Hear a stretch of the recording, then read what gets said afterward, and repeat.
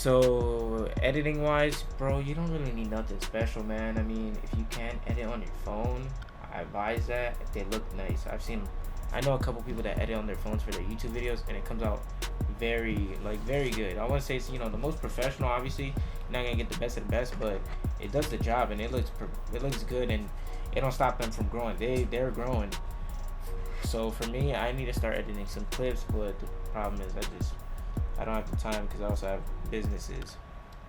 But I gotta stop making excuses. But I would say if you can use your phone, if you can go ahead and use whatever laptop you can get at the moment, because you don't need an expensive software. I've been using DaVinci Resolve for a bit. It's free, but it is very credible as they have made movies from it. And the one I'm gonna start using now, yo, I appreciate that, Sean, bro. Program I'm gonna start using is Adobe Premiere, because I have Adobe now. I got like a new subscription with everything now, thanks to like students, man. It comes in clutch. But I would say you don't really need nothing special to use for editing. Just go ahead and look for what's free. If you want a good website, I would advise Capwing.